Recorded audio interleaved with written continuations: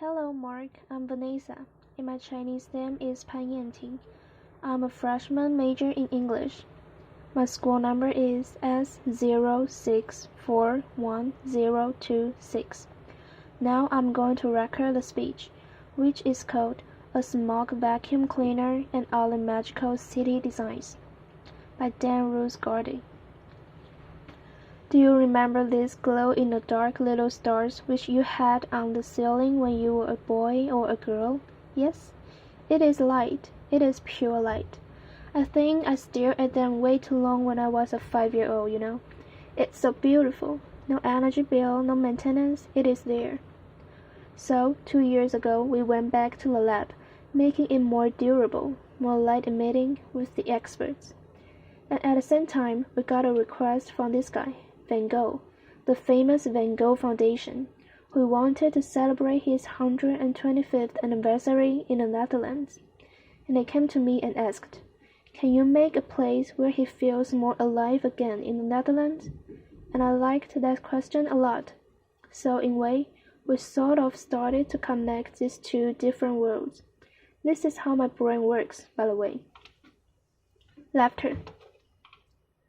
I would love to keep on doing this for an hour, but okay. Laughter. And this is the result that we made, a bicycle path which charges at daytime via the sun and glows at night, up to 8 hours. Applause. Thank you. Hinting towards a future which should be energy-friendly and linking up the local grounds as Van Gogh literally walked and lived there in 1883. And you can go there every night for free, no ticket needed. People experience the beauty of cycling through the starry night, thinking about green energy and safety. I want to create places where people feel connected again, and it was somehow great to make this project happen with the industry, with the infrastructure companies. So when these shakes of guitar started to go, how much for 10 kilometers? Laughter. Yeah, really, that's a weird call you're going to get. But it is fascinating that this is not just a sort of one-off, nice-to-have spatial. I think this kind of creative thinking, these kinds of connections, is the new economy. The World Economic Forum, the think tank in Geneva, did an interview with a lot of smart people all around the world, asking what are the top 10 skills you and I need to become successful. And what is interesting, what you see here is not about money or being really good in C++, although these are great skills to have to admit. But look at the number 3, creativity. Number 2, critical thinking. Number 1, complex problem solving. All the things a robot or a computer is really bad at. And this makes me very optimistic, very hopeful for the new world.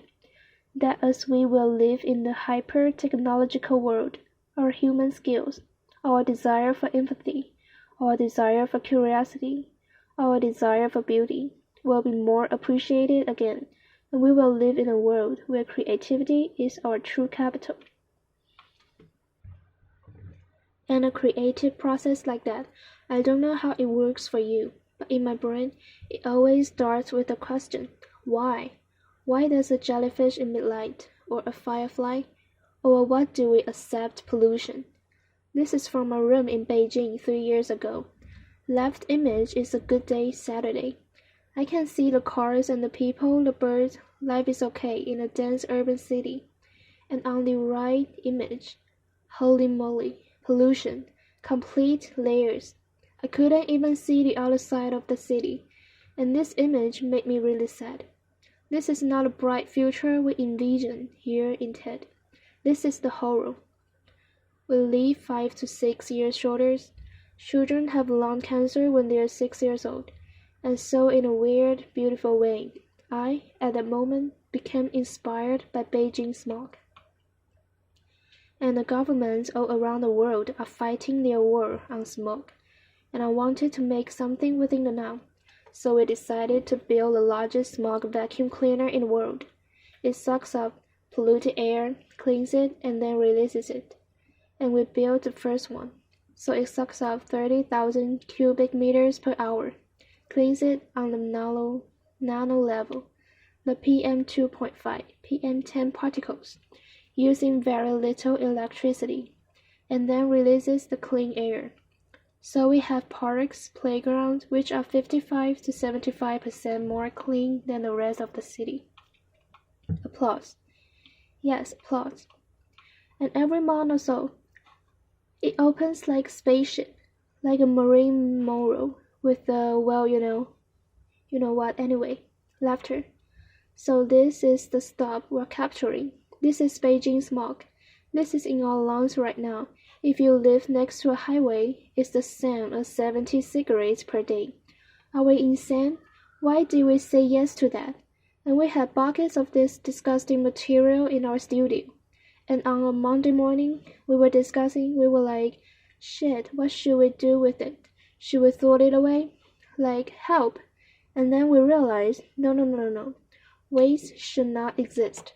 Waste for the one should be food for the other.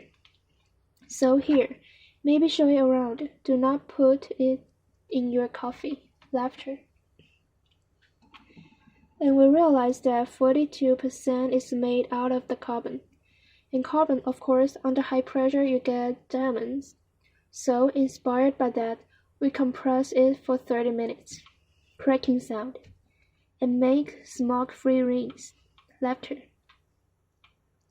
And so by sharing, yeah really, and so by sharing a ring, you donate 1,000 cubic meters of clean air to the city the tower is in. Applause. I have one here. Applause. A little floating cube. I will give one to you. I'm not going to propose, don't worry. Laughter. Are we good? You can show it around. And we put this online. Kickstarter campaign, crowdfunding, and people started to pre-order it. But more importantly, they started to prepay it.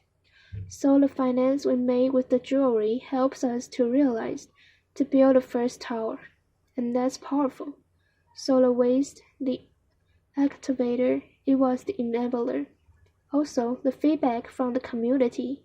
This is a wedding couple from India, where he proposed to her with a smoke-free ring as a sign of true beauty, as a sign of hope, and she said yes.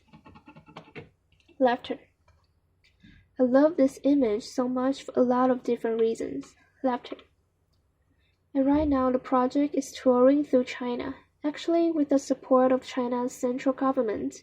So the first goal is to create local clean air parks. And that works already quite well. 55-75% more clean. And at the same time, we team up with the NGOs, with the governors, with the students, with the tech people to say, hey, what do we need to do to make a whole city smoke-free? It's about a dream of clean air. We do workshops, new ideas pop up. These are smoke-free bicycles, which I'm Dutch, yes. I have this bicycle DNA inside of me somehow, somewhere. And so it sucks up polluted air, it cleans it and releases it, in the flight against the car, in the celebration of the bicycle. And so right now, we're working on a sort of package deal, so to speak, where we say smoke-free towers, smoke-free rings. We go to the mayors or the governors of this world and say, we can guarantee a short-term reduction of pollution between 20 and 40%. Please sign here right now, yes? Applause. Thank you. Applause. So it's all about connecting new technology with creative thinking. And if you start thinking about that, there is so much you can imagine, so much more you can do. We worked on dance floors which produce electricity when you dance on them. We did a design for that. 2008. So it moves 8 or 9 millimeters, produces 25 watts. The electricity that we guarantee is used for lighting or the DJ booth. So some of the sustainability is about doing more, not about doing less. But also on a larger scale, in the Netherlands, where I'm from, we live below sea level. So because of these beauties, the Afghai, 32 kilometers, built by hand in 1932, we live with the water. We fight with the water. We try to find harmony, but sometimes we forget.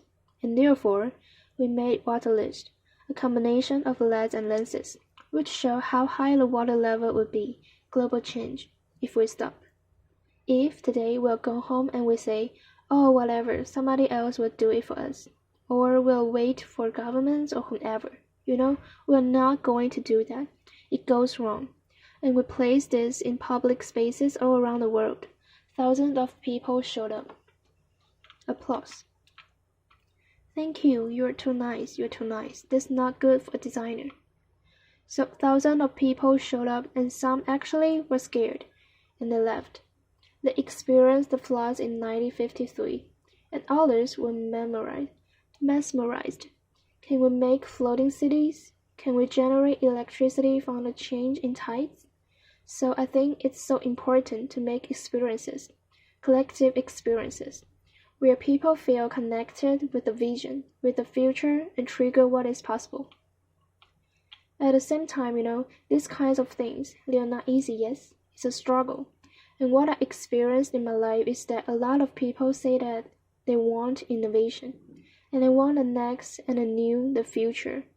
But the moment you present a new idea, there's this weird tendency to reply to every new idea starting with 2 words, which are audience guesses. No, not how much, it's more annoying. Laughter. What is it, guys? Well, you're really blessed people. That's really good. Yes, but. Very good. Yes, but. It's too expensive. It's too cheap. It's too fast. It's too slow. It's too beautiful. It's too ugly. It cannot be done. It already exists. I heard everything about the same project in the same week, and I got really annoyed. I got a bit of gray hair, started to dress in black like a true architect. Lecture. And one morning I woke up and I say, Dan, stop. This is dragging you down. You have to do something with this. You have to use it as an ingredient, as a component. And so we decided to realize the famous yes but chair. Laughter. And this is an existing chair by Friso Kramer, a Dutch design, but we gave it a little update, a little hack. So to speak, we placed a little voice recognition element right here, so the moment you sit on the chair and you said those 2 horrible, creative, destructive, annoying little words. Laughter. You get a short laughter, but pretty intense little shock on the backside of your bottom. Laughter. Applause. And applause. And that works. Yeah, that works.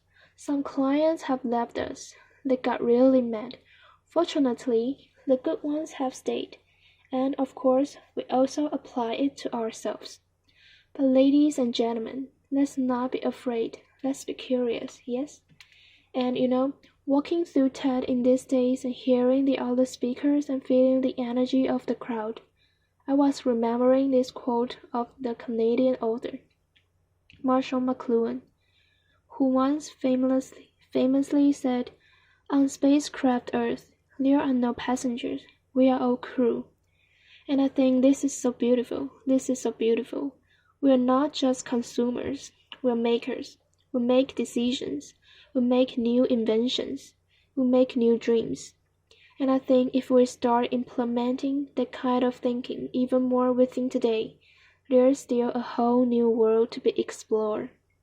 Alright, thank you. Applause. Thank you. Applause. So this is my recording today. Thank you, Mark.